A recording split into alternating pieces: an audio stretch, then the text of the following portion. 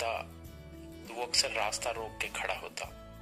उसकी मालकन आना बेला ने मुझे 1-2 मर्तबा बताया कि ये कुछ नहीं कहता।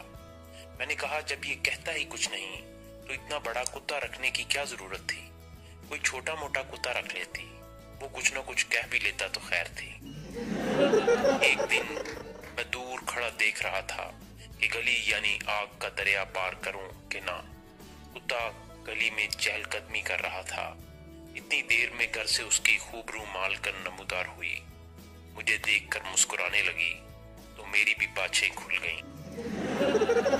कहने लगी, यूरोप का तो बच्चा बच्चा कुत्तों से खेलता है, आप इतना क्यों डरते हैं?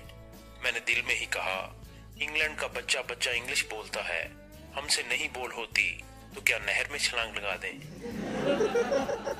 यूरोप में मैं कुत्तों से ही नहीं बल्कि दूसरे जानवरों से कुत्तों से भी ज्यादा डरता था। वहां बड़े भाई के साथ एक मर्तबा पेट शॉप में एक बेड पे हमारी बेट लग गई। भाई का मौकफ था कि ये एक बड़ा यूरोपियन चूहा है। मैं कहने लगा, ये बिल्ली है ना चूहा, बस ये कुछ और ही है। भाई कहने लगे, ये बिल्ली कहां से आ गई बीच में? मैंने कहा, भाई जी, बिल्ली चूहे का चोली दामन का साथ जब हुआ।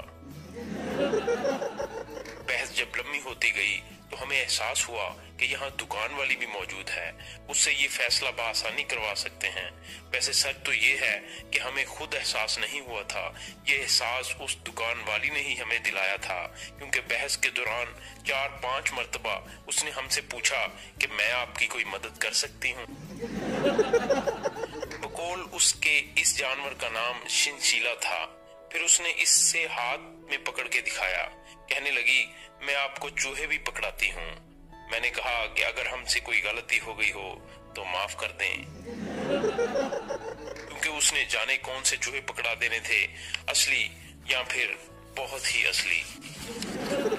फिर उसने एक सांप निकाल कर दिखाया। कहने लगी, पकड़ोगे?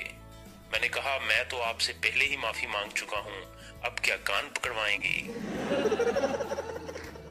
भाई कहने लगे, मुझे पकड़ाएं जी। मैंने कहा, क्या कान? कहने लगी, नहीं सांप।